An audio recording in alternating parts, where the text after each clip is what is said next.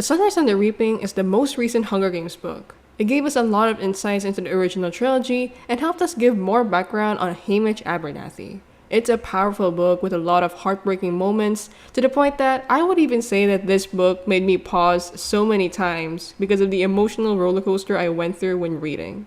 Through it all, I would say that this book changed my perspective on the Hunger Games, and in this video, I made a list of the top 10 most haunting facts that we learned from the Sunrise on the Reaping. I'll be shedding some light on all of the Hunger Games books, like from the trilogy, to the Battle of the Songbirds and Snakes, and of course, to the Sunrise on the Reaping. So with that said, major spoiler warning, and proceed with caution for those who haven't finished the books. Anyway, let's get into it. Number 10. I'm not a drinker myself. This is a quote that Haymitch said in one of the first chapters of The Sunrise on the Reaping, and this actually made me close the book for a bit because I needed to process that. Haymitch said this because he received alcohol from his boss Hattie, and Haymitch was surprised. Hattie told him to take it because she thinks he's old enough to drink, and Haymitch did and said this quote. He thinks to himself he'll just trade it to buy other supplies for his family and girlfriend Lenore Duff. And I want to talk about this for a second, because Haymitch did not drink for a good portion of the book, even if he could have. Aside from the alcohol from Hattie, Haymitch actually got to see more wine and beer in Plutarch Heavensby's mansion, and he still said no. He was not interested in drinking, and this fact really broke my heart, because as we all know, Haymitch was constantly drunk and addicted to alcohol in the original trilogy. The fact that he didn't start out that way and just used it eventually as a way to forget just makes it worse, really. Number 9. Burdock Everdeen. Burdock Everdeen is Katniss Everdeen's father. For the longest time in the Hunger Games trilogy, we had no idea who was Katniss's dad. Like, he was always unnamed or referred to as Mr. Everdeen, as he died when Katniss and Prim were so young. However, we actually got to meet him in The Sunrise on the Reaping. Here, we realized that Burdock was Haymitch's best friend, and it made his death even sadder, considering that Burdock died in a mining accident years after Katniss was born. Haymitch remembered Katniss as a little kid in District 12 and knew her as Burdock's child. So, can you imagine what Haymitch felt when he learned the news that not only his best friend died, but also the fact that Katniss was now fatherless? And to top it all off, I think it would have killed Haymitch even more because a mining accident is the same way his father died. So, yeah, I just think that really hurts. Number 8. Haymitch's edited Hunger Games.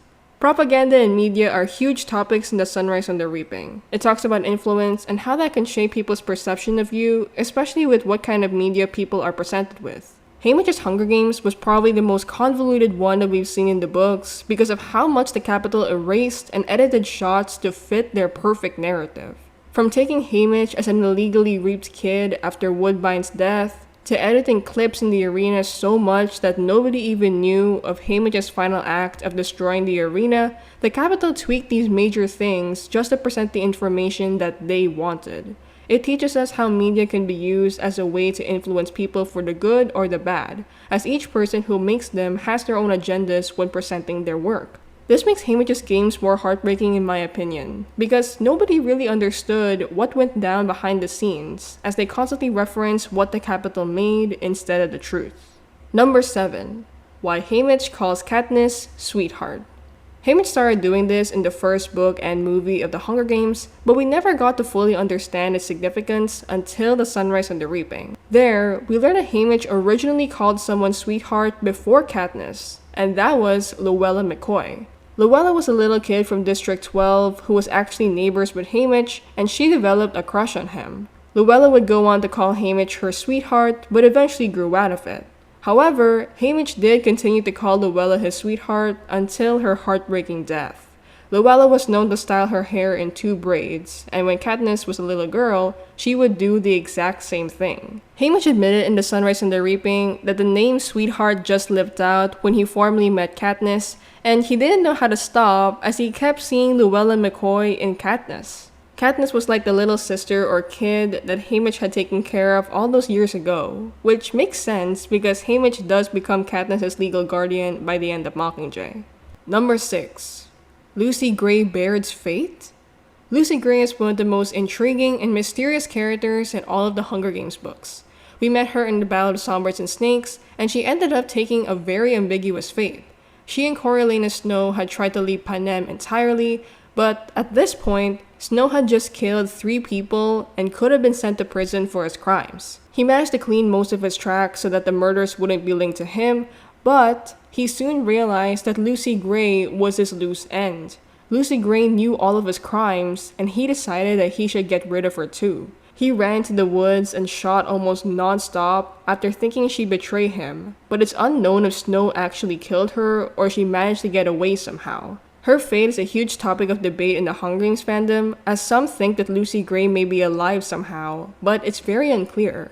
However, we do get a huge Easter egg of Lucy Gray here in the last part of the book, where Haymitch attends Lenore Dove's funeral. Lenore was buried next to other Covey members like Maud Ivory, and surprisingly, Lucy Gray's grave. It's a very chilling moment to read in the book, because after Snow attempted to kill Lucy Gray, you don't actually know if the Covey found her body or not. Is Lucy Gray's dead body there, or is it just a symbolic burial because they never actually found her?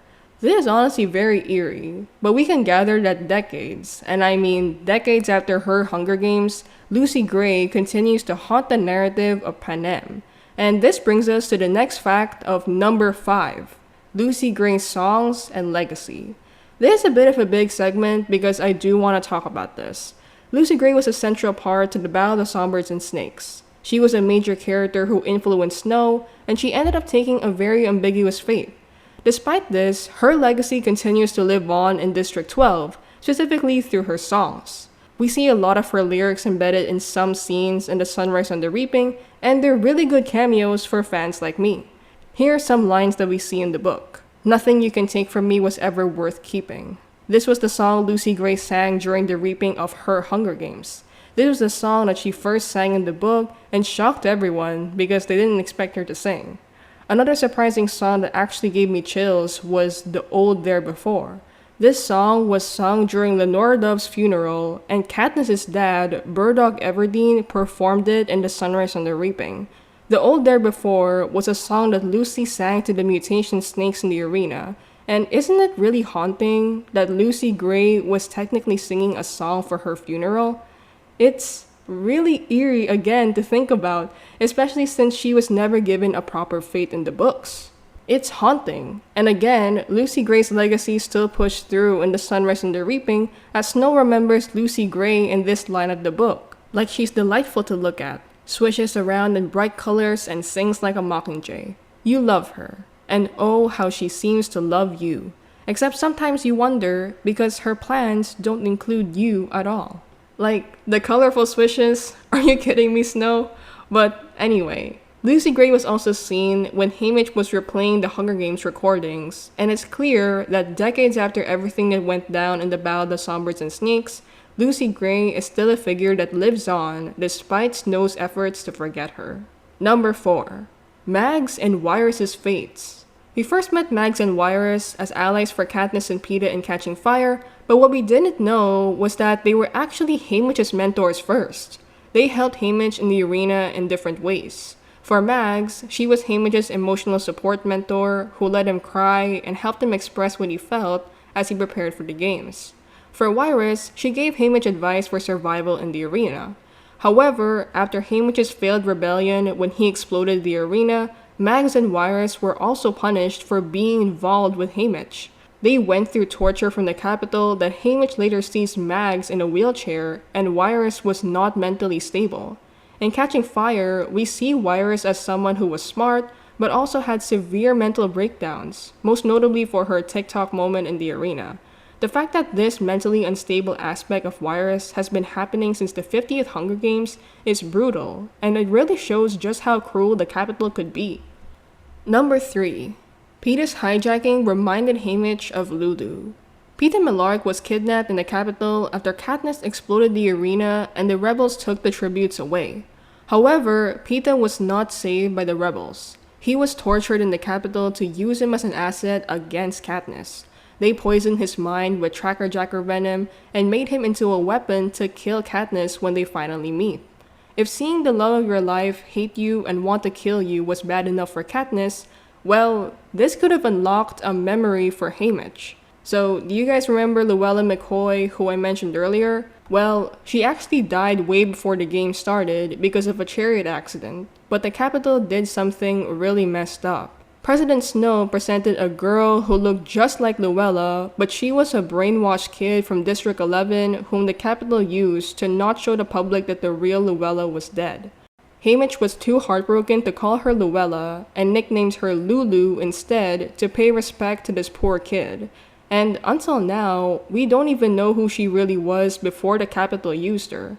She was not normal and acted on whatever the Capitol told her to do through an earpiece, and this must have been a memory that went back to Haymitch when Haymitch saw Peta, another kid manipulated by the Capitol. Number 2.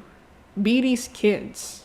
We first got to meet Beatty in Catching Fire, but we met him again in The Sunrise and the Reaping mainly because of his son, Ampert. Ampert was a little kid who was reaped just because Beatty tried to rebel against the Capitol. Hearing that Ampert was Beatty's son just broke my heart into pieces, because there's no mention of him in the original trilogy, and he obviously died in the Hunger Games. Even if I expected it, Ampert's death remains to be the most tragic and gut-wrenching to me. He was just a child. I mean, they all were, but I grew so attached to this kid in this book while bracing myself for the inevitable. However, The Sunrise and the Reaping ended with an interesting idea that Beatty's wife just gave birth to a daughter, but seeing that she isn't in the original trilogy, what could have happened to her? I don't even want to entertain the idea because I know it's just gonna make me sad, but it's probably one of the most haunting things Suzanne Collins wrote. Like, Beatty just lost Ampert, and he was greeted with the news that he had a daughter, but where is she now? Is she alive? Is she dead? We may never know for certain. And last but not the least, number 1.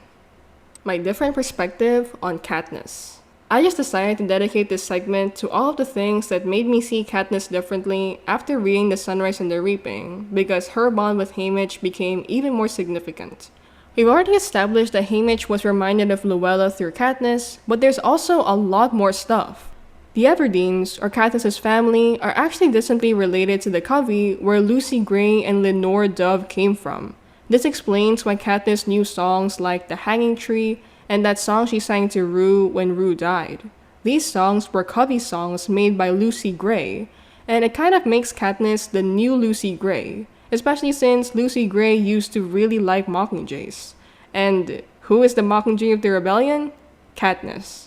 Speaking of the Mockingjay symbol, this was actually given to Katniss by Madge Undersea, who was actually Maisily Donner's relative. Maisily Donner was Haymitch's District 2 fellow tribute who was practically like a sister to him. Also, the fact that Katniss is Haymitch's best friend's daughter has almost the same personality and background as him, and I recently went through how similar they are in another video, but ultimately, Katniss was his mirror, but a luckier one who managed to make a rebellion succeed.